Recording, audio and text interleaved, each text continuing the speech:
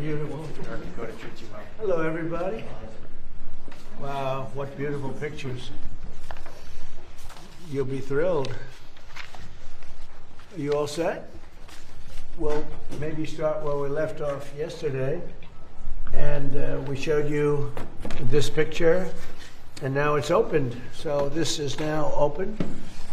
And that you see the size of that compared to some of the biggest buildings in the country. Actually, the biggest. Hi, Peter. Hey, President Trump. And we have it finished. The water is pouring in as we speak. And maybe we'll show that, what it looks like, because I'm sure the fake news will be thrilled. Take a look. This is from just a little while ago. Nice, clean water. So we're here to talk about clean, beautiful coal. That's clean, beautiful water. That's the longest pool anywhere in the world. And here you can tell they're not progressive, because this is not a progressive, because progressives never wear or show an American flag. These are proud people from Oklahoma. They came from Oklahoma, a company from Oklahoma, to do it. But you notice the American flag, he's proudly showing off his work. You know he's not a liberal and or a progressive. Used to be a liberal, but they changed their name somewhere along the way because liberal wasn't working, but progressive doesn't work too. Although progressive is a beautiful term. They are not progressive. They're degressive. You got that? What do you think? Huh? Daniel's great. He's a great guy. He's a great reporter. And again, we have a picture of a gentleman in a cart. Proudly, this is the head of construction for the job. So you can see it's just finished. This is just minutes before. And there's a gentleman named Secretary Burgum from Interior, Doug, who's been doing an incredible job. So Doug, we have 22 waterfalls. Most of them haven't worked for over 50 years. As of this morning, they all work beautifully, and they're clean. The graffiti's gone. The broken marble is fixed. Well, there's a way of fixing it. You use a thing called silicone and you fix them. And they look beautiful. All of the hate and everything is removed from them. Some of them done through stupidity, actually, but hate. But here's another picture. Now you can tell this is a proud American because he's got a flag. Protesters never have, the bad protesters never have flags up. They somehow don't like the flag too much, but we do. So that's great. We put in today, as you know, about Save America, the Save America Act. I don't know, someday the Senate and the House will get it done, although I must tell you the House has approved it about 3 times already. Save America Act right here. We have, everybody can see that. And then we'll talk about clean, beautiful coal. You're not allowed to say coal within the Trump administration unless it's preceded by the words clean, beautiful. Complicates our life, but it's good, right, Chris, wherever you may be? It is clean and beautiful. Got your back. I'll tell you, it's effective. So the Save America Act is all voters must show photo ID. So you go to vote and you show photo ID. Not complicated, right? You know, who could oppose it? They say it's an 80-20. It's not. It's about 99-1, and we'll never find the one person. Andy, congratulations, Andy, on a big victory. Thank you for your help. That's a great. I appreciate it, but you're very good at what you do, and I've been backing you right from the beginning for a long time, right? Backing you too, sir. For years, that's right. You have. Thank you. Congratulations. You won a big election. So you have all voters must show photo ID, identification. All voters must show a little thing called proof of citizenship. Would you say that's 99-1, Mr. Pennsylvania? I would say that's maybe 100 to 0. I would think so. They say At least it should be. No, but they say it's 80-20. It's not 80-20. It's 99. And we've never found the one person. There's another one. Then you have no mail-in ballots, but we want to be liberal, as they say. Or we'll say we want to be progressive. So it's no mail-in ballots. You see that's what's happening in California. They're rigging the election. Now, maybe we caught them, and maybe they won't be able to get away with it. They tried with me. They did it successfully the second time. The third time, we made it too big to rig. Too many votes. They couldn't do it. They can only go They sort of gave up at about 9:07 when they got slaughtered with the votes that came in. But no mail-in ballots except for illness, disability, military, or travel. So we're being very progressive.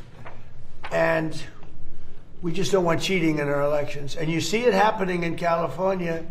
Those numbers are coming down rapidly. They found a lot of mail-in ballots last night, shockingly. So we don't want that. Then we added best of. This is best of Trump. No men in women's sports. No transgender mutilization surgery for our children. I would say that's pretty close to 99-1 also. No men in women's sports. I would say that's pretty good. We had the quarterback, Jackson, is the quarterback for the Giants. He's a big, strong guy. And I said, how do you think you do in women's sports, Jackson? He said, pretty good, sir. He didn't know I was joking. He was not worried, let me put it that way. He would have been the greatest athlete in the history of women's sports. You got to see the size of this guy. Like a male model, and he's going to be a great quarterback. So we talk about that. And so we just would like the Senate, Democrats, Republicans to pass it. Interestingly, Democrat people, not crooked politicians, because most of them are crooked, or they're sick, or they're Trump deranged. There is Trump derangement syndrome. But the people, it's 86, 87%. Democrats. I mean, Democrats are fun. I have a lot of Democrat friends, but I don't know, for some reason when they go into politics, they get radical left crazy, and they're trying to destroy our country, but we're not going to let that happen. So today we're taking historic action to bring down the price of energy and the cost of living for all Americans with the power of clean, beautiful coal. If you look at China, if you look at so many of the successful countries, they're using coal. If you look at some of the real great failures countries, they're using wind. Just keeps blowing, and puts you right out of business. Very expensive, most expensive energy there is. So wind is not working very well, but they keep it going because people get subsidies by countries that are stupid. Doug, I would say we haven't been long on wind. Do you agree with that? He understands numbers very well. You know, Doug was very, very successful. Believe it or not, I used to think it was in energy, but he was successful in technology, and he sold his company to, I think, Microsoft, right? And for a lot of money, and he ran for politics. He ran for office, went to North Dakota, won immediately, won governor, who was very successful for 8 years. And I watched him during one of the performances of some very talented people. And I said, we're going to get him to work for us. And then I said I was going to put him in charge of energy. And he said, sir, there's a better man than me for that one. Not in all ways you feel that, but in one way. In energy, you do. And that was Chris, right? Yeah. Where's Chris? Right here. Right behind you. Well, he's a hard one to find. And Chris has done a fantastic job, and he's one of the reasons we're here today. We have had, we're right now double Saudi Arabia and Russia. If you double them up, that's what we produce, more than anybody else times 2. So think of that. As a result of the $700 million investment that I'm announcing today, we will protect 14 coal plants and 42 coal mines. It's a tremendous number. And build 2 new coal plants and 1 massive new export terminal, because we're exporting coal. Coal's a great business, really a big business, and it's real power. It's in terms of power, there's really nothing like it. You have so many different alternatives. They talk about some, but there's no real alternative. China, by the way, last year built 52 coal plants. They built about two windmills.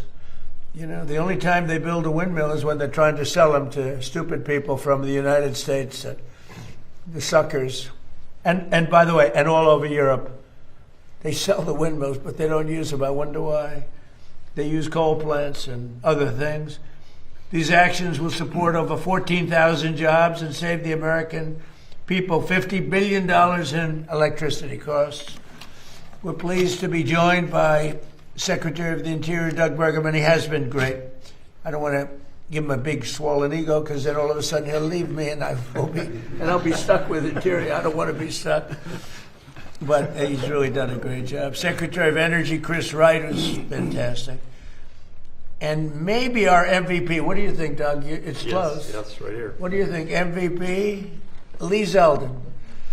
And the job he's done is great. We had the auto industry in yesterday. They don't want people to fix their car. I said, that's strange. I'd never heard of that.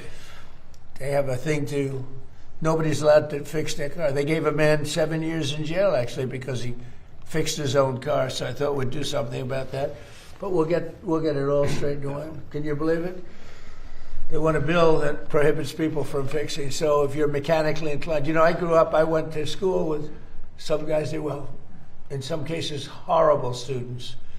But they could fix an engine blindfolded. They could take a car apart blindfolded.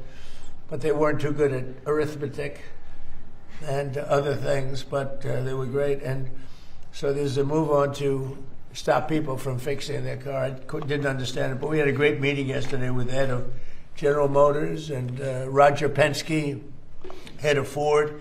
We had a great meeting, I think. Thanks as well to a friend of mine also for a long time, West Virginia Governor Patrick Morris. I won by 45 points, Patrick. It's not enough. I love those people. And Wyoming, I think maybe even slightly more than West Virginia. Right? Just a little more. We did pretty. I like this group of people. But Wyoming Governor Mark Gordon, respected guy, great governor, both of them really amazing. And Representatives Dan Muser, Riley Moore, Derek Van Orden, Juan Ciscomani, and Andy Barr. So you have a lot of representatives here that are fantastic. Today we're officially invoking the Defense Production Act to save 13 coal plants in West Virginia, Kentucky, North Carolina, Indiana, Tennessee, Arizona, Arkansas, Oklahoma, North Dakota, and Wisconsin.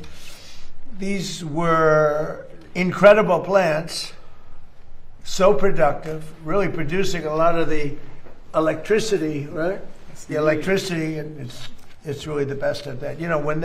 When they find something better, Chris, I think we'll be all set for it, right? But there are long ways from finding something better. Coal's critical. And so when you look at that, those states, West Virginia, Kentucky, North Carolina, Indiana, Tennessee, Arizona, Arkansas, Oklahoma, North Dakota, Wisconsin, what do they all have in common?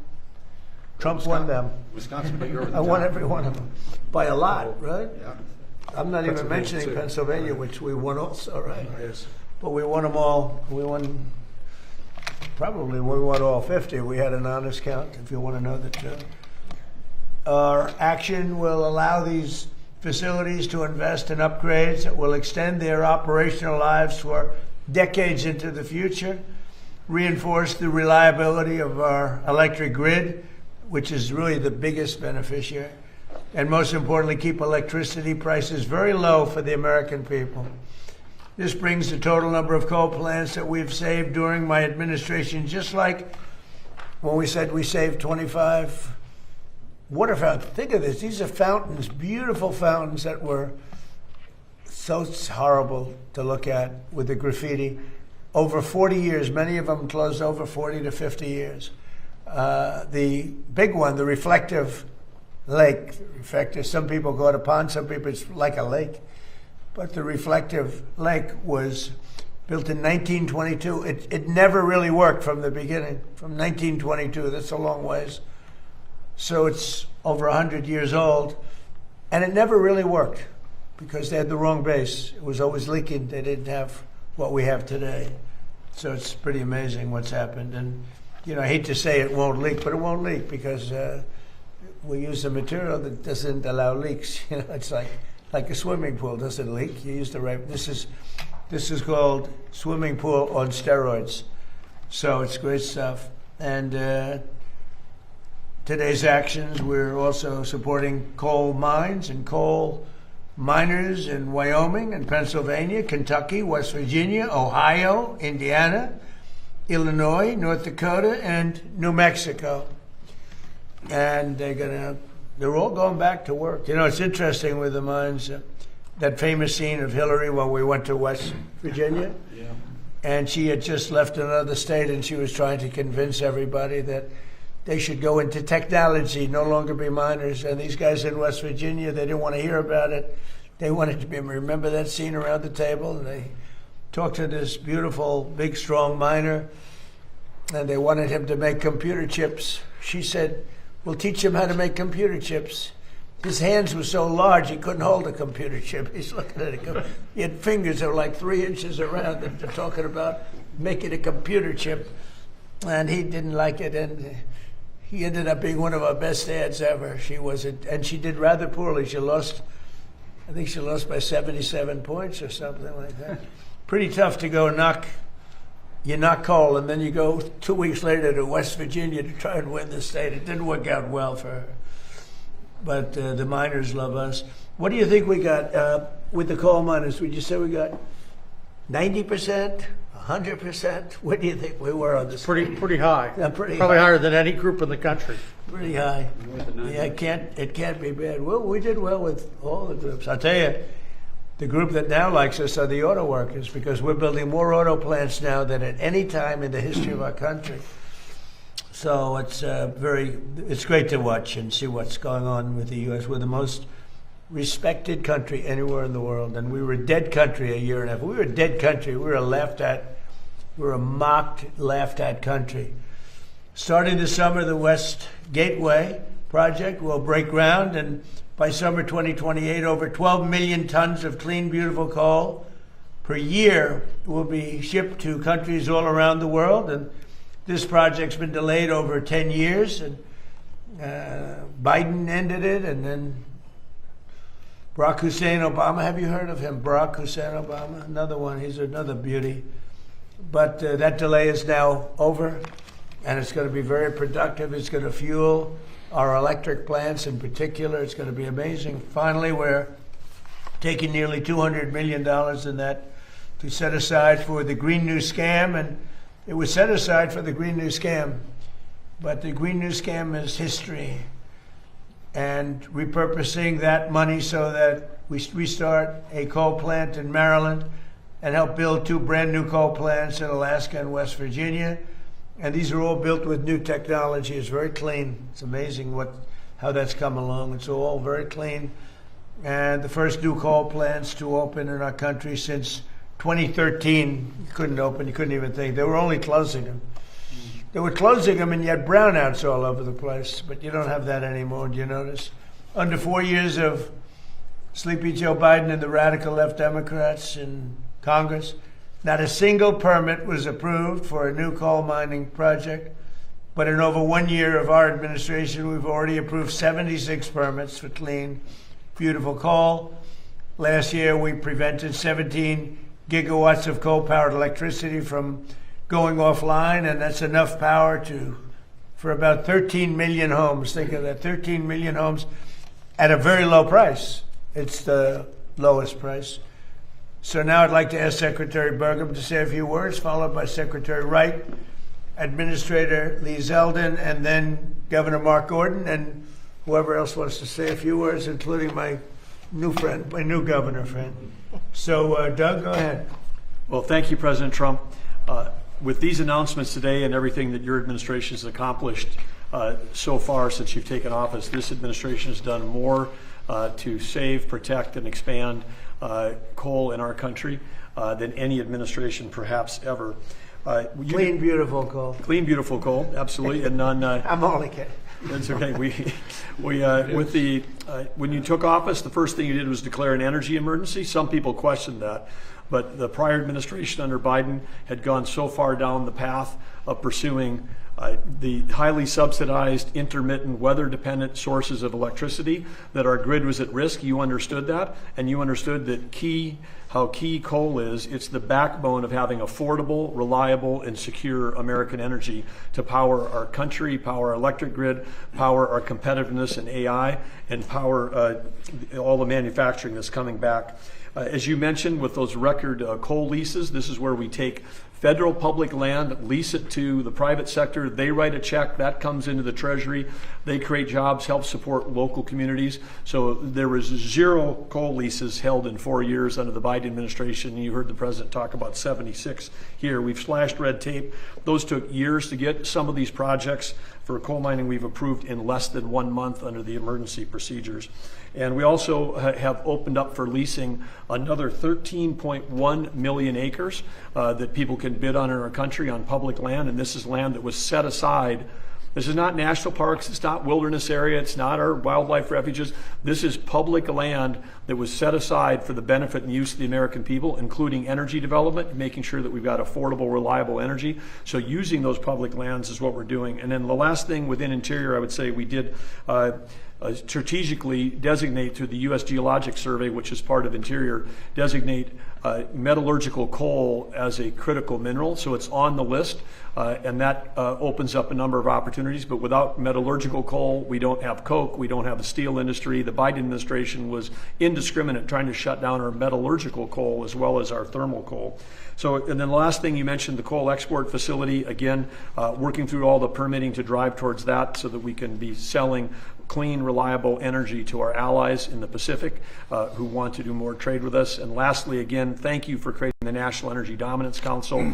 Our Executive Director, Jared Agan, is here today, but Chris, Lee, and I all have details on that team, and that operates right out of the White House, and that's why President Trump is able to get so much done so quickly. This is the first time ever we had a president with a White House council specifically focused on energy, and what an impact it's having.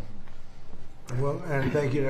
Perhaps slightly less importantly, but I think very important, the National Garden of American Heroes is going to be unbelievable. And I'd like to know how you're doing on that, and how are you doing on the Great Triumphal Arch. So every city, just about every major city, has a triumphal arch. This is an arch that's a real bow, a beautiful bow to your military and military victories. Nobody's had more military victories, including recently, than we have.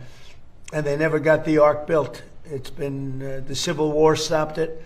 That circle has been sitting there for a long time, for many, many years.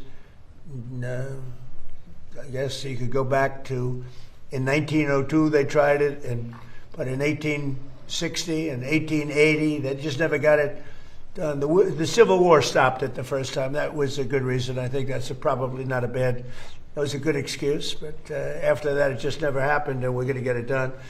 And so we're doing it with the Department of Interior, and we're also doing the National Garden of American Heroes, which is phenomenal. And we're doing something that just came up.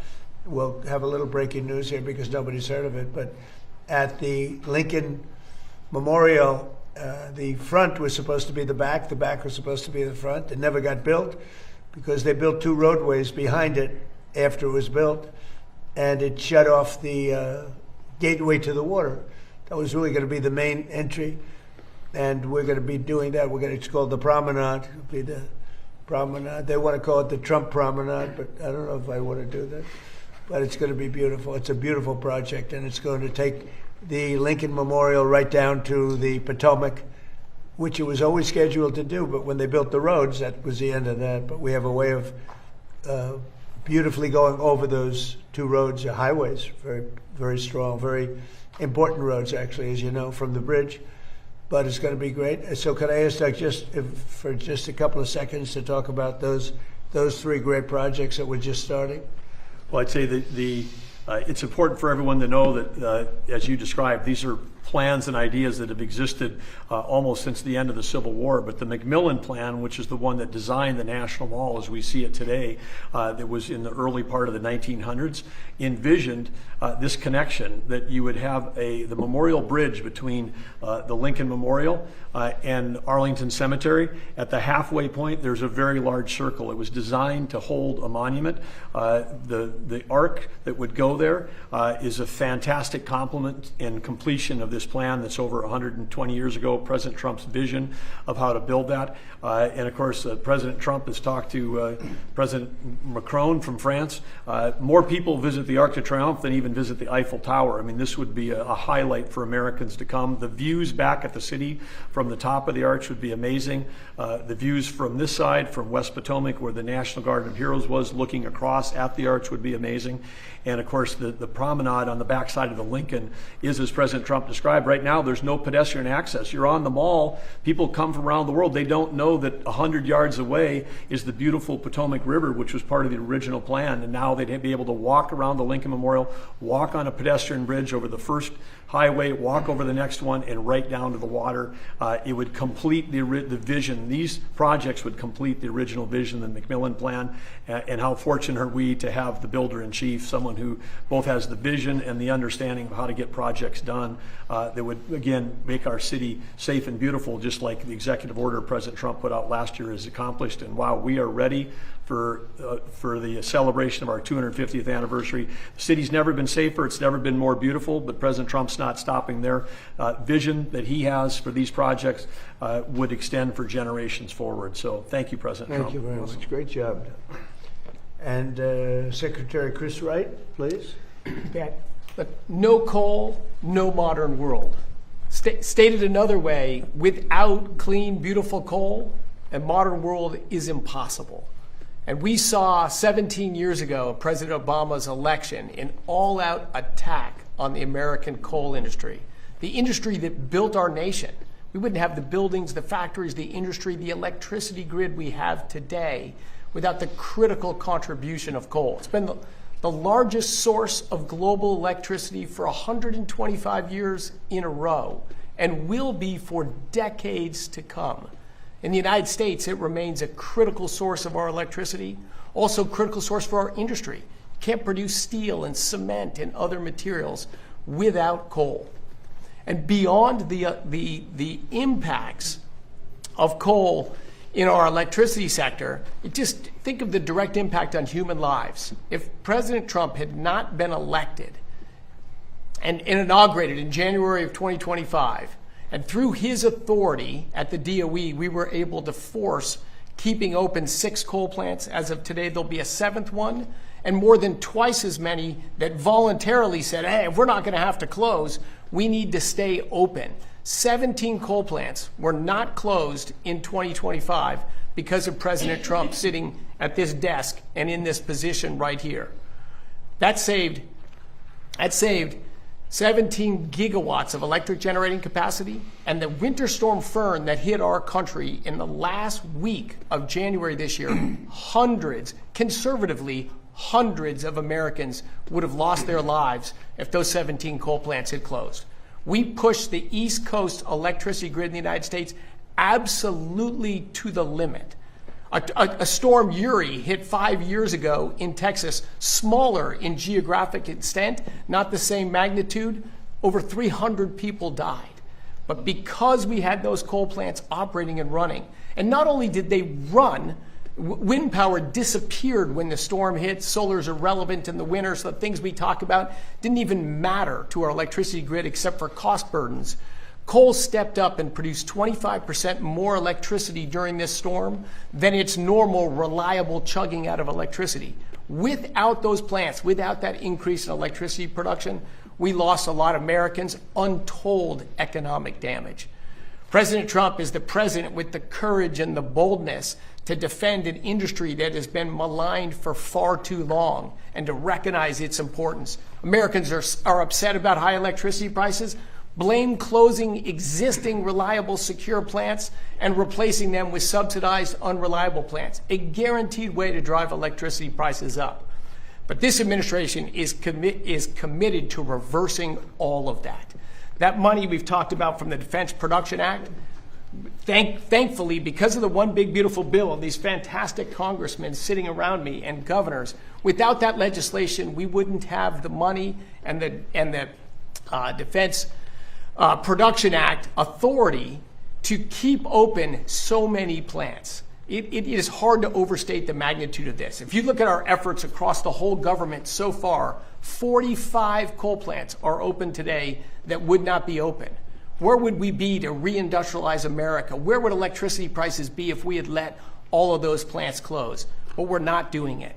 All of those plants, that's $700 million of government funding, but it's matched with $1.7 billion of private investment from the owners and operators of those plants. All the people in those states that say, phew, we don't have to kick our industry out and raise electricity prices again. Common sense is returning to Washington, D.C. And for that, I'm incredibly thankful to be here in the United States government, to work for President Trump, who will stand up for what's right, bring common sense back, and reinvigorate an industry without which we would not have the America we have today. And we're going to reindustrialize America, win in the next generation of technologies, and we're going to do it in critical part because of a growing and thriving coal industry. Thank you, President Trump. Thank you very much. Thank you, Secretary Burgum. Thank you, Lee Zeldin. Good. And Lee Zeldin, how about saying a few words? For so many Americans, clean, beautiful coal is their source of heat, of energy, of warmth, of a job, an economy, a community, a family. And for too long, you saw Democrats who were telling these coal miners that they should just learn the code.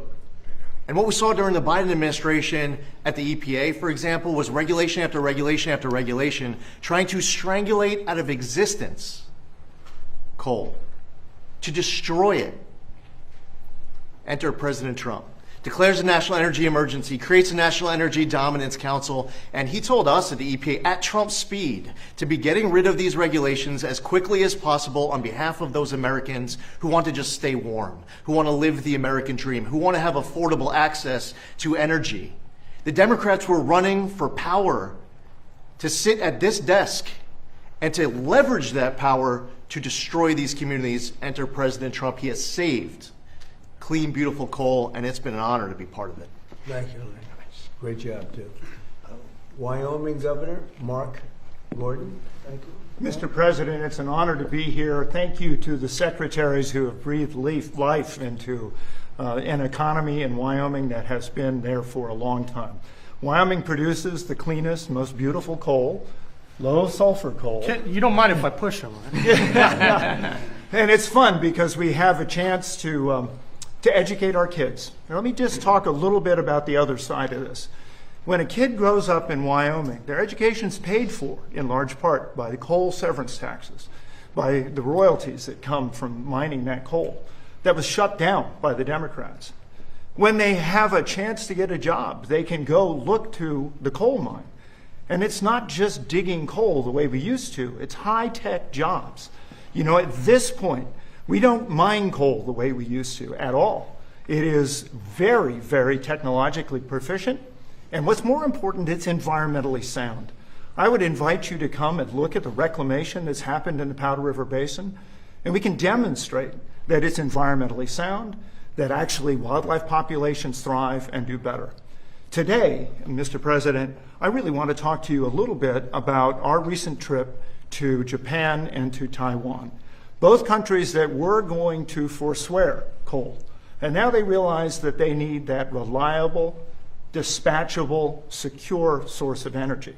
But they can't get it as clean as they can from the Powder River Basin. So to be able to open that Oakland port is absolutely essential for the lifeblood of our state and for our coal mines. It is something that we tried to do in your first administration, and we almost got there.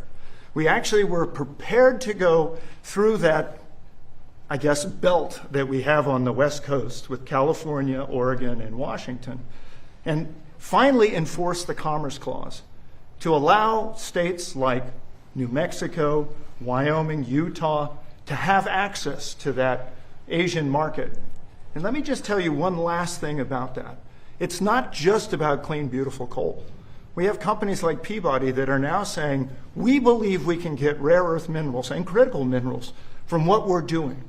So we are advancing technology, advancing the opportunities and the security of the state, all because of your vision, sir. Thank you. Thank you very much. Thank you, Mark, very much. Would you like to say something on behalf of West Virginia? I would like I to love say, that place. Mr. President, all West Virginians are so deeply grateful to you for your focus on protecting their energy jobs. The coal miners know the incredible importance of why we're here today, and to talk about the potential for new coal-fired power plants, that excites them. And I think West Virginians are really inspired because we're America's energy state. When you think about what's happening on the global scene, where that fight, that international fight with China for information technology supremacy, we believe that your policies are going to allow America to compete and win, and West Virginia is going to supply the coal, the gas, the nuclear to help make that happen. So I'm very excited by everything you're doing, even some of the relatively small things when you come in and you sign agreements with your administration, putting hundreds of people back to work. It's all making a big difference for West Virginia. So thank you, Mr. President. Like, as an example, the Gulf of Mexico into the Gulf of America.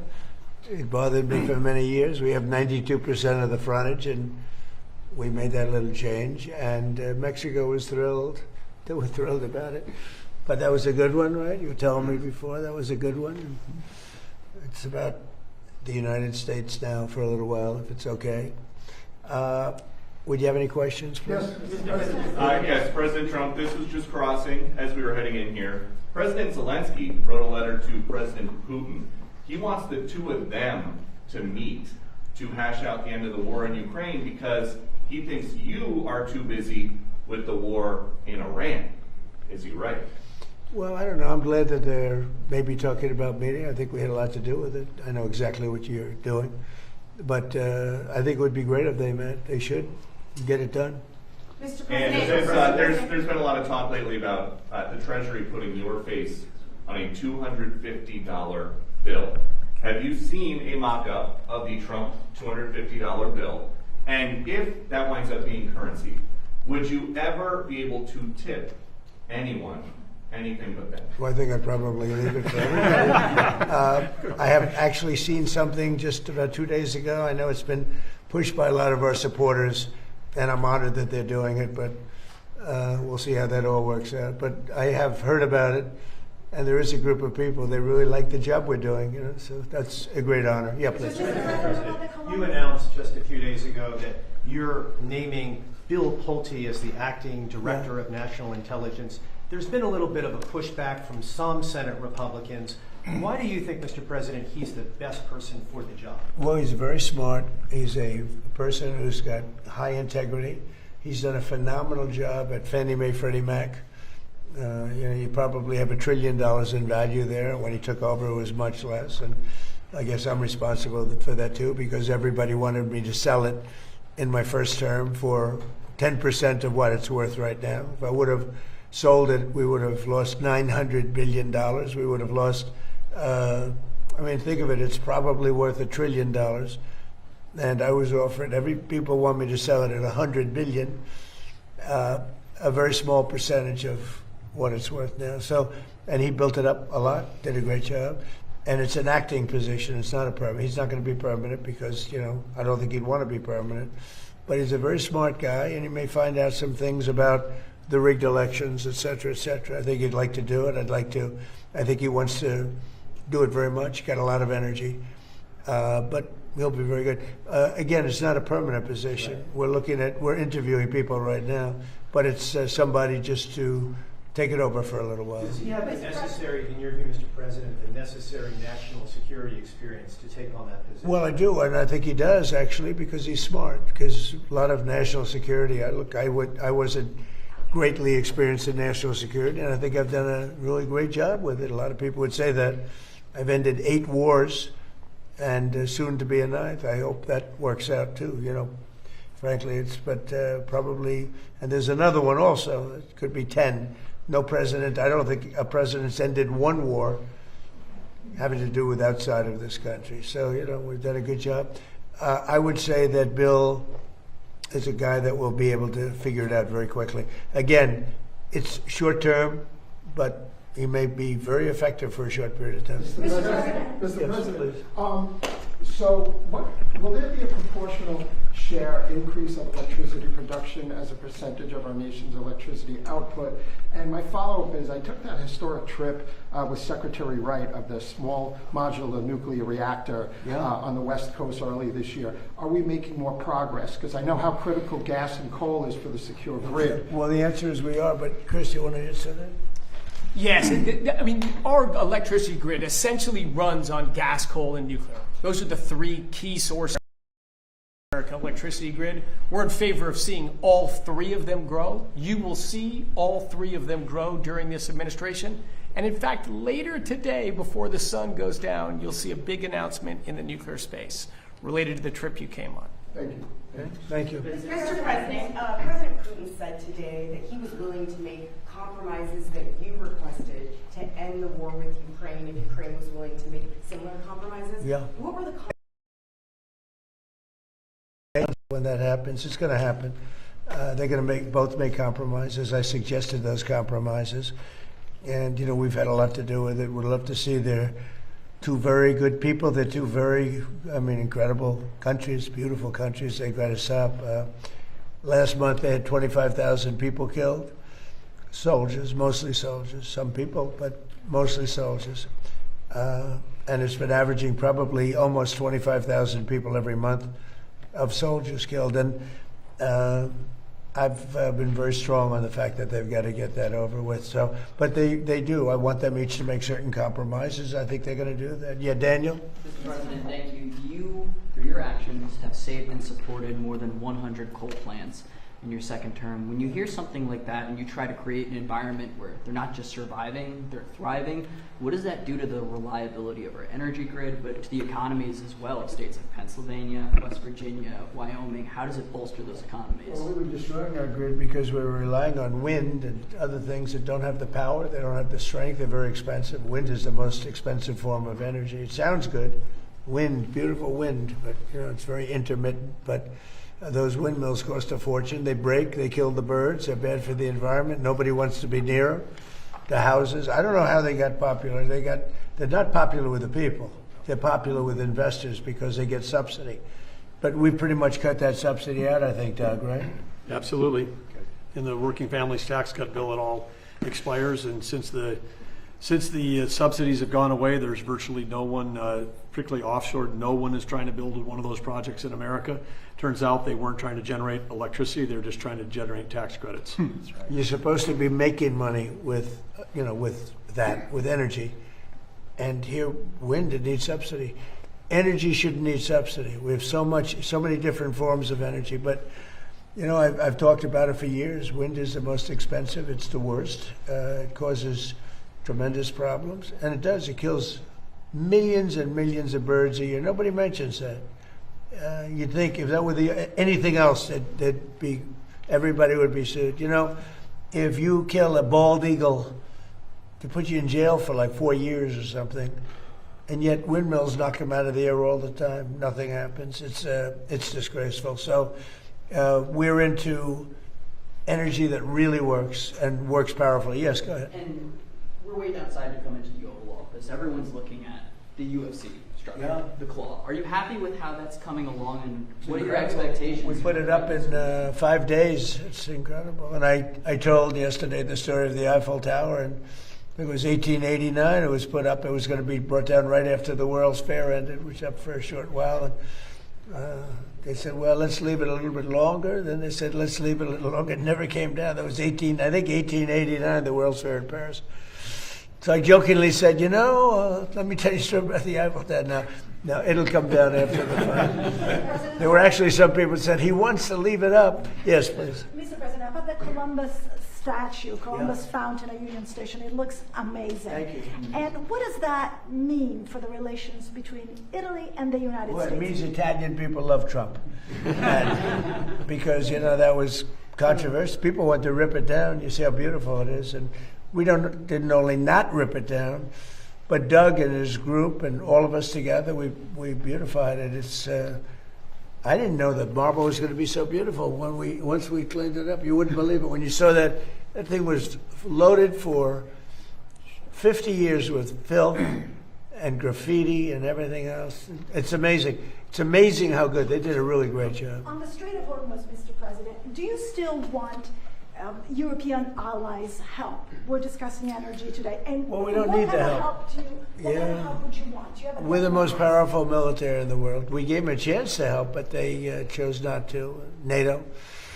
We went to the NATO countries. We went to others too, in all fairness to NATO. And I wouldn't say I gave them a hard sell, but I said, hey, if you'd like to help, it'll be wonderful. And they all turned us down. And, it's going to be an expensive proposition for them because they shouldn't have done that. They should have helped. We don't need it. We have our own. We have much more than we need in terms of oil and energy generally. But European countries and other countries, they need it tremendous. Some of the European countries need it really big.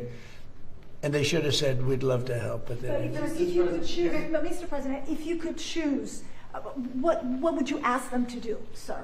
If you wanted Well, I would have asked them. I mean, there's not much. Look, I would have asked them. I mean, there's not much. Look, we won. There's no Navy. There's no Air Force. We've wiped them out. We've wiped out their leadership and almost all of it. We've wiped out all their military leaders. They're down on the third. Now, maybe they're very good. I don't know. I can't tell you that. But certainly the first ones didn't do very good because they weren't. They were literally, after 3 days, almost the entire military was wiped out. They had to get new generals. And then after that, they had to get more new generals. And we knocked out their anti-aircraft, their Air Force, just about everything you can knock out. So, and then you read in the fake news that they're doing really well in the war. I mean, it's unbelievable. We knocked out everything there is to knock out, and you'd pick up the fake news and they'd say how well they've done. They're doing brilliantly. They have no Air Force. They had we knew that, 159 ships. Andy, out of 159 ships, all 159 lie beautifully at the bottom of the ocean. We actually took pictures of them down there. And then you read the fake news, they say, well, their Navy is really great. You know what they have now? Little runabouts with a machine gun on the front. The ships don't even really deal with them. They're like a gnat, they get off. That's all they have. It's crazy. This country needs a fair press. And one thing I think that's done is expose how corrupt our media is. And I really do, while we're here, I hope the media looks at this election that's taking place in California where they think it'll take 7 or 8 days to count the votes. Can you believe this? I mean, they spend all that money on the machines, the big voting machines. They think it's going to be 7 or 8 days before we know who won the election. But the numbers are looking strange because without any vote counting, the numbers dropped very precipitously for 2 Republicans that are doing well, that had been doing well. And I hope you're all watching it because I'm watching it very closely. Mr. President, are you worried that China is funding an anti-data center movement here in the No, US? I'm not worried about it. We had a great meeting with China. And, they do things to us and we do things to them. I say it all the time. They say, oh, are you worried about China tapping your phones? I said, well, they're worried about the same thing. No, we're very highly sophisticated. We've become very highly sophisticated. We had 4 years. I rebuilt the military. We had a military that was not good, and we rebuilt it. And I didn't know I'd use it quite as much, but we used it. Ukraine has been given a tremendous amount of our without our military and our equipment. Ukraine wouldn't be alive to fight today. Just in terms of the question, we gave them hundreds of billions of dollars worth of equipment, and the best equipment. We make the best equipment anywhere in the world. But they wouldn't have lasted 1 or 2 days. They wouldn't have been able to do it. Remember the anti-tank missiles? Remember that, right? When the tanks got stuck in the mud, and then they went around and boom, boom, boom, boom, and those were given by yours truly. They said Obama gave sheets and Trump gave the anti-tank as one of the most devastating weapons. But you check that out. But we have the greatest military. We have the greatest military equipment anybody's ever seen before. Look at Venezuela. We went in there. It was over after about 48 minutes. And, you know, they have a strong military, different kind of a military, but a lot of soldiers. And you look at Iran, well, we essentially wiped out their military. Now, there's some missiles left, but very few compared to what they had. And speaking of our military in Iran, I wanted to ask you about this report that you would only restart the conflict with Iran if they killed U.S. troops. Is that your red line for ending the ceasefire? If they killed, U.S. troops. what does that mean? That you would restart the war with Iran if they killed U.S. troops. Well, it would be a good reason. I'll be honest with you. If they kill U.S. troops, I think I would do that very quickly. Yeah, that's a very interesting question. Ron, you responded to the vote in the House yesterday on the War Powers Resolution. Also, we've seen Hezbollah reject the U.S. brokered peace in Lebanon. You said that negotiations are in final stages, but Iran's saying they're stalled. They didn't reject me. They didn't reject that. And they're looking. I think Hezbollah, I will tell you, they called us and they said, how about stopping? And I think you're going to see things happen over there. That's been like a little bit of a different world, but it's interconnected with Iran. And it would be really nice if Lebanon could have some peace. Lebanon's been under attack for so many years and always like an underdog. And it would be really nice if it could end. And I spoke to Bibi Netanyahu about that. And I speak to them about it. And I actually spoke to Hezbollah about it. And I think progress is made. That's been going on for a long time. You know, when you look at that for years and years, 48 years, I say, well, let's get this settled. How long has it been going on? 48 years. I said, that's a long time.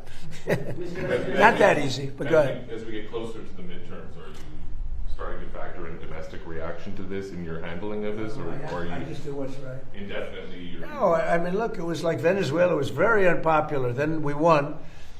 And my numbers went through the roof. I have very high poll numbers. They went through the roof. It was very unpopular when I went to Venezuela. They said, oh, we don't want... Well, first of all, that one's relatively close. It's sort of a semi-neighbor, right? And the relationship with Venezuela is incredible. We've taken out millions and millions of barrels of oil out of Venezuela. It's very oil-prone. I guess, Chris, one of the most, right? Yes. And we've taken out, you're sort of leading it, but do you want to just tell them real fast about the relationship we have with Venezuela, Chris? Yeah, things with Venezuela have gone very well. Venezuelan oil exports today are 3 times higher than they were right before we went in. So it has been a meaningful incremental supply of oil to the world. And one of the reasons we're solving a 47-year-old problem of Iran's race for nuclear weapons and oil prices in the U.S., we wish they were lower.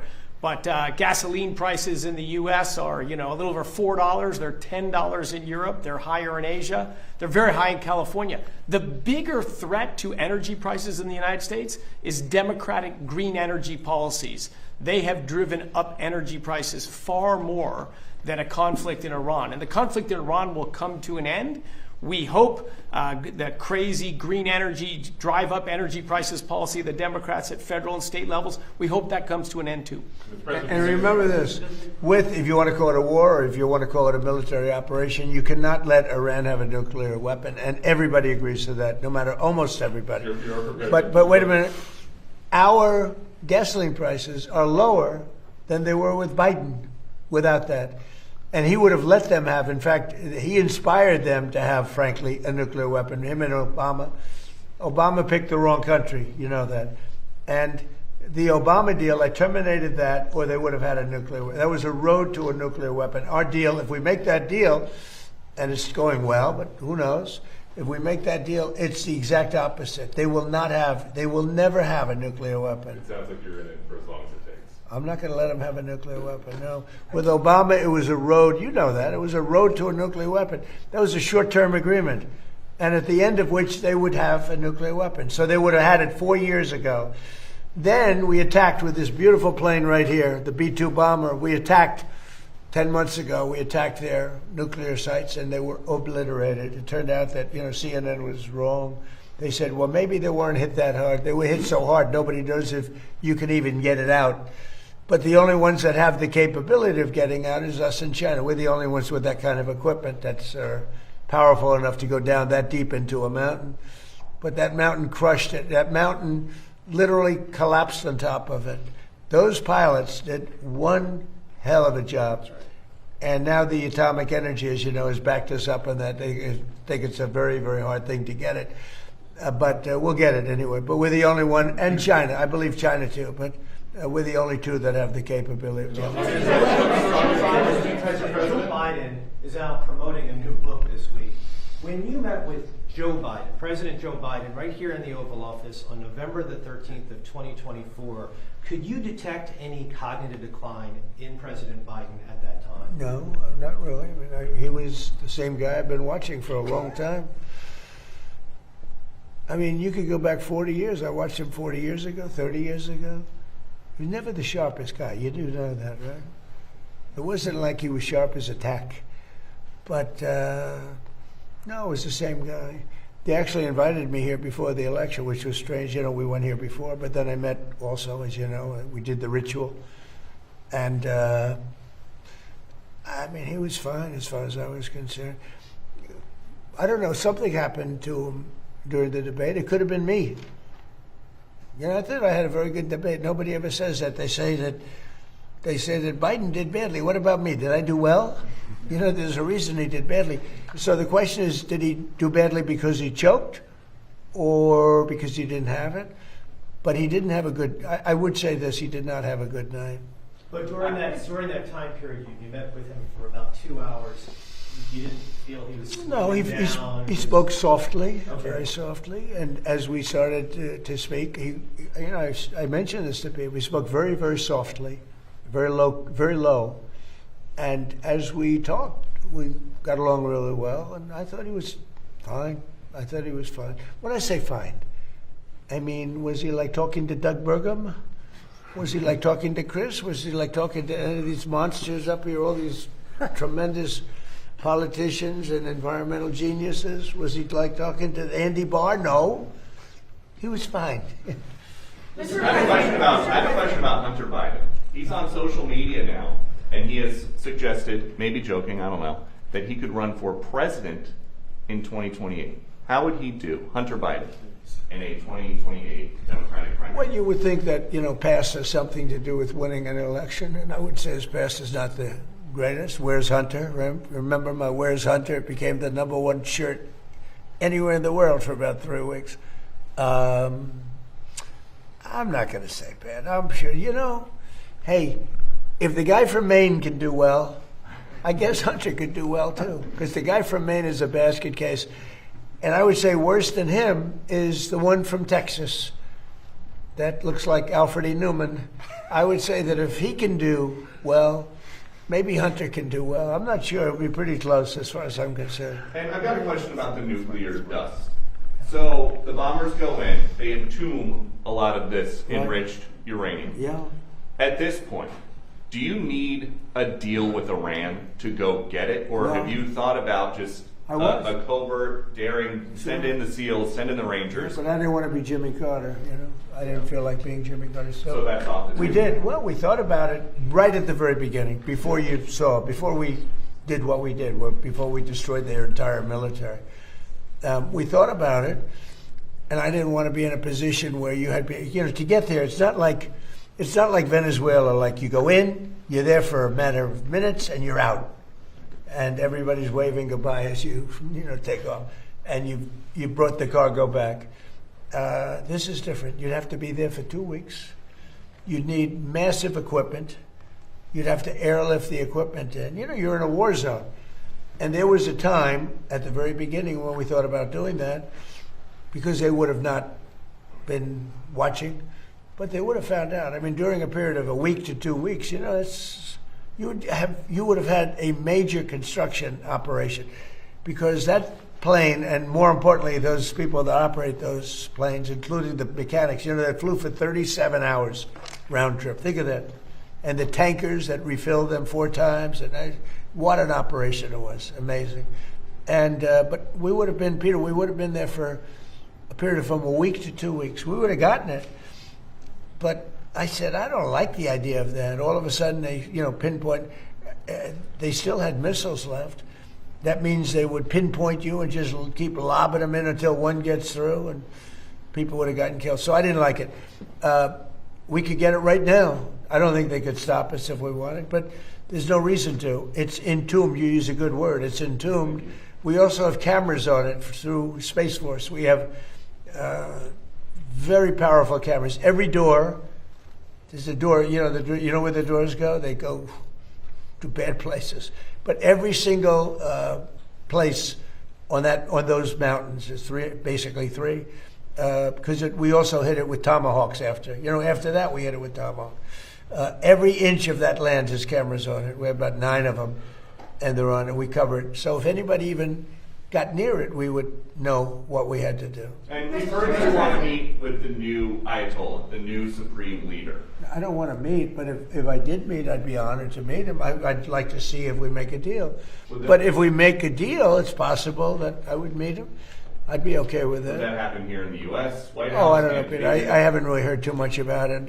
I didn't suggest it, but some people have suggested it. If it happened, it would happen. I'd be respectful. Do you think because Epic Fury killed his dad and his wife and his kid that he's got hard feelings and wouldn't want to meet? Well, I would say I'm not his favorite person. But with that being said, he's probably I don't know. He's probably a professional. In some circles, he has a very good reputation, actually. Sometimes some people say bad, but a lot of people say bad about me. It's totally false, of course. Mr. On jobs, tomorrow the jobs report will be released. While the unemployment rate has been steady at 4.3%, the black unemployment rate has been 7.3%. When you ran for president, you courted black voters and talked about what you described as black jobs. How do you describe why this disparity is happening? What can you do to close that? Well, we're doing very well with the black jobs, African American jobs. I saw some numbers that we're doing really well. But where we're really going to do well is when all these plants are open. We're building many car plants. We're bringing cars back from Germany. We lost the car industry years ago. 54% of the industry went to Germany, Japan, Canada, Mexico. It's all coming back. It's amazing. And where your black worker is really going to do well is when those factories open. So I think they're going to be great. We've been doing very well. It's been a big focus for me. Yeah, please. Yeah, thank you, Mr. President. On today's announcement, how do you ensure the estimated cost savings are passed on to the consumers and not held by the company? And then on Iran, what specific progress has been made today in talks with them, and where are the sticking points still? So we're really lowering costs. When I came into this job, we had the highest inflation in the history of our country. 48 years, they say, but I think the history of our country, whether it's 48 years or more. But we had tremendous inflation with Biden, during the Biden. They had one of the highest ever. And I inherited that. The costs were very, very high. And at my first news conference, Peter and others were screaming at me about eggs. Remember, Peter? Eggs. What about eggs? Maybe it wasn't you. But I wanted to inject Peter into it. But he was screaming to me about eggs. And I said, what? Tell me about eggs. This is 2 days in. They said eggs had quadrupled. I said, well, they didn't quadruple under me. And they didn't want me to order eggs for the Easter egg hunt that was going to take place in a few months, right? And I said, nope, we're not going to. They wanted me to order plastic eggs. And I said, nope. And we got eggs down to lower than what it was long prior to when I took over. And eggs today are about 15% lower. What we had is a bunch of con artists, the Democrats. And what they did is they left. They gave the highest prices that we've ever had for all products, groceries, everything. And they started saying affordability. They'd say, this is about affordability. It's a con job. I inherited their high prices. We brought those prices way down. And and if you go back 3 months ago, if you go back before the war started, think of it, 3 months. So with Vietnam, we were there for 19 years.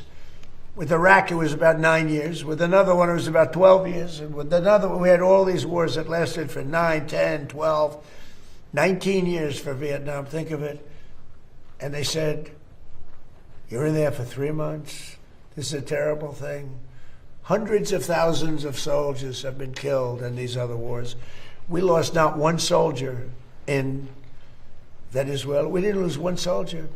And we lost a total of 13, which is 13 too many. But when you look at hundreds of thousands of soldiers were killed in these various wars, they lasted many, many years. We're in there for a few months, and what we've done is amazing. They won't have a nuclear weapon. And we did, it was tough because we just got, Doug and everybody came in to see me, we just got the best numbers. Well, today, again, the New York Stock Exchange and every other exchange just hit a new all-time high. That's 73 days out of my short term. We've hit brand new highs. Every 401k is setting records. A 401k, a lot of people have. You probably all have 401ks. Look at your 401k. You're happy about your 401k?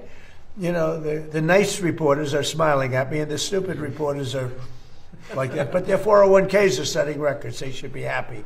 They shouldn't be angry. They should be very happy. But 401ks are setting records. They've never had anything like it. So, you know, we've done a good job. As far as Iran's concerned, you're going to find out what the deal is. But the main parts of the deal is they can't have a nuclear weapon. The Strait will open immediately. You know, it's going to open immediately. And we've largely swept for mines. We have the most sophisticated mines. They're underwater minesweepers. I actually said to somebody, one of the generals, why underwater? He said, because usually it's hostile. You know, when you're looking for mines, typically it's not in a good neighborhood, right? So underwater made a lot of sense when it didn't take long to figure that one out. So I think we're doing very well, but we're going to see if we're going to win one way or the other. We're going to win on paper, or we're going to win military. One way or the other. It's going to be militarily or on paper. Mr. President, yes, Mr. President, Mr. President. Thank you, Mr. President. How critical is energy dominance, whether it be coal, whether it be LNG, whether it be oil, to national security? Without it, you can't win. As an example, AI is a big deal. Whether we like it, not like it, it's going to be amazing in many ways. It's going to be, I think, for medical, it will be amazing. But without massive amounts of energy, you can't even play the game. And we're leading China by a lot in AI. I was talking to President Xi about it. But if we didn't do, Lee Zeldin's done so great because, number one, fast approvals from professionals. You know, you'd have the best firms in the world submitting papers to them. And we didn't keep them waiting for 10 years and then vote against them after 10 years. That was, guys would file with the environmental for a plant of some kind. After 15 years, they would be rejected. It was terrible. Now we have great professionals there, and we only accept plans from great professionals, but we give them fast turnaround. And it's been really amazing. I think the biggest thing we've done, Lee, is we let these geniuses with all this money build their own electric plant. We don't take it from our grid. We let them build their own plant. They become a utility. So they're building a plant, and at the same time, they're building electricity. Because if we didn't do that, you couldn't have anything. You couldn't have, and we're letting that happen too with car plants and other plants. If they want to build their own electric, but with the AI, you know, you hear so much about it. But one of the biggest things, they build their own, and then excess energy that they create will go back into the grid. Yeah, please. Mr. President, on Cuba, Mr. President. Just let him have one. Mr. President, Secretary Rubio was in Delhi last week. He delivered a letter from you to Prime Minister Modi. And so you also addressed people of India to your favorite ambassador, Sergio Gore. That's right. Yeah. Both of them have said the trade deal is around the corner. Where do you stand on the trade deal? Well, we have it. And, you know, look, India for years has, and I don't blame them, I blame us because we had stupid people here. India for years really took advantage of the United States. You know that. Are you from India by any chance? Huh? I thought you were from Germany. I'm from India. I'm only kidding. You're central casting, okay? And that's a very good thing.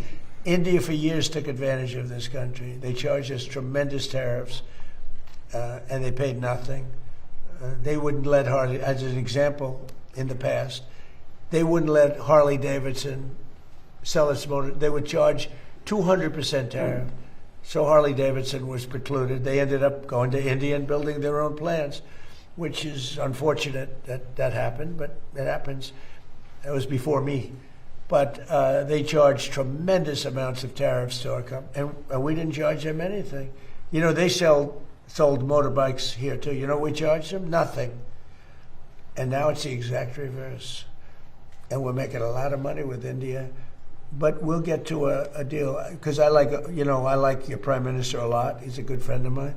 get along great, and we're going to make a deal. We have a very good relationship. Mr. President, speaking of deals, Mr. President, on Cuba, are your sanctions on Cuba meant to accelerate its collapse? No, it's just we just want them to be a nicely run country that can feed its people. Look, it's a failed nation. Without Venezuela, Venezuela, because it has such wealth in the ground, mostly in the ground, but Venezuela took care of them for years, and they took care of Venezuela. They were like the bodyguards. When we went in and burst into their country, the Venezuelans were guarding Maduro and everybody else. It was mostly, the soldiers were, in that case, we had a lot of Cubans were guarding. The Cubans were the guards, and they're good soldiers. But the country is starving, and it's got no energy, it's got no oil, it's got no money, it's got nothing. It's got a beautiful piece of land. You could have beautiful resorts. Doesn't have oil, but Venezuela was giving them the money to survive, and now, the money is, I guess you could say, is coming to us and is going to Venezuela. Venezuela has been an amazing thing because we've paid for the cost of the attack many, many times over. And it's been a long time since you've heard of it. Do you think that Cuba is close to collapsing, though, based on everything you just laid out? Do you think that Cuba is close to collapsing? It sort of collapsed. And we're going to handle that as soon as we've finished. I like to do one thing at a time. And we'll take care of the Islamic Republic of Iran. And as soon as that's done on our way back, we'll just make a little brief stopover. Mr. President. We'll take care of it. We want to help them out. Look, we have a lot of people that voted for Trump. Whether they did or not, it didn't matter. But I had 95% of the Cubans voted for me. They're unbelievable people. They're energetic. They're entrepreneurial. Some of the richest people in Miami are Cuban. They're unbelievable. And I'm going to take good care of them. I'm going to let them go back to their land. They want to be back with family. They have a lot of family over there. They've been treated very badly by Cuba. But we're going to treat Cuba well, and we're going to let our people go back and let them invest in Cuba if they'd like. So we have some very good plans for Cuba. I think, we have to get rid of the regime was very tough, very nasty. The difference is now they don't have money coming in. They had a lot of money coming in from Venezuela. They don't have any money coming. They had oil coming in. They had money coming in. But we're going to take care of Cuba. Mr. President, sir. Mr. President. And you know what? They want us to. The people want us there so badly. Mr. President, sir. Last night, huge night for the city of New York. The Knicks won Game 1 of the NBA Finals. There's been a lot of speculation. Have you decided whether or not you want to attend a game at Madison Square Garden? Well, I've been a Knicks fan for a long time, and I'm also a Jim Dolan fan. He's a nice guy, okay? He's been a long time wanting to win, and he's a competitive guy, and he's got a team that's amazing. I don't think they've lost a playoff game. 12 straight wins. Can you imagine that? And it was not looking good. I saw the beginning of the game, and it wasn't looking good. I missed the middle because I talked to generals all night long now. But I watched that end of the game, and they were dominant. Really amazing. And Wemby's a great player. He's going to be a great player, and he is already a great player. I say, how do you guard this guy? 7'5", and he's got a great shot, right? But they find a way to do it. They're really great. They're a great team. And I'm happy for Jim because Jim has really been fighting hard to, produce such a team. So you never know. The answer is yes. He's invited me. I'm going. Which I'll game be have you there. decided, sir? Say it. Game 3, Game 4. Are you excited? It could be Monday. Yeah, Monday. Mr. President, speaking of New York. Maybe I'll do both. You mentioned your meeting with the automakers yesterday. Can you tell us a little bit about that, more about that in particular? Did you discuss trade, tariffs, USMCA? We had a great meeting with the auto. I mean, most of them were here. They were really talking about the fix your own car kind of a thing, right? But they're doing very well since I'm in office because I got rid of a lot of environmental restrictions. In fact, you might just tell them a little bit about that, Lee.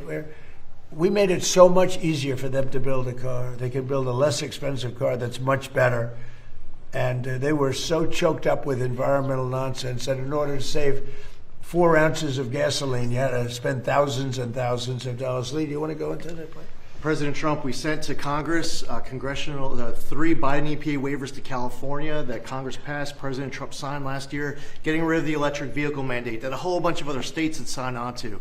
Just a couple of months ago, President Trump announced here at the White House the largest act of deregulation in the history of the United States, the repeal of the 2009 endangerment finding all the greenhouse gas emission standards in light, medium, and heavy-duty vehicles. We're following the law, and what that means for cost of living, just on that act alone, $2,400 more affordable per vehicle for Americans.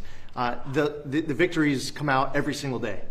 President Trump gave us very clear guidance. He wanted us to act at Trump speed to get this done as fast as possible. And what you see now all across America is billions upon billions of investments all across this country with new factories being built. They believe in America. They're investing in America with the American jobs to come up with it. And by the way, consumer choice, we got rid of that climate participation trophy for that annoying start-stop feature in cars to make your car die at every stop sign and red light.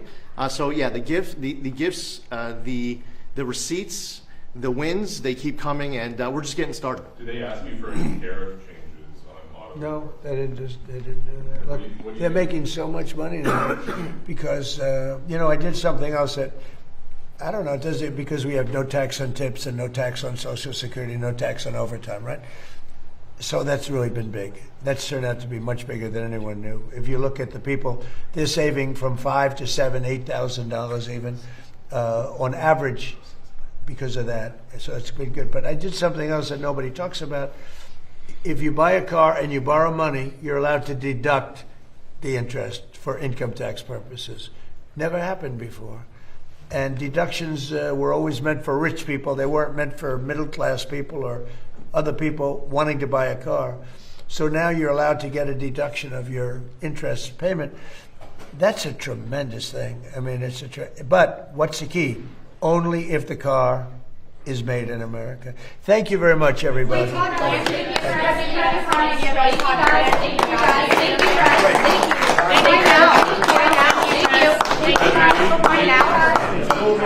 It's moving very well. Todd is very popular. He's doing great. Thank you guys. Thank you guys. Thank you guys. Thank you guys. Come on. Come on. Thank you. Thank you all. Thank you. Thank you guys. Thank you. Thank you.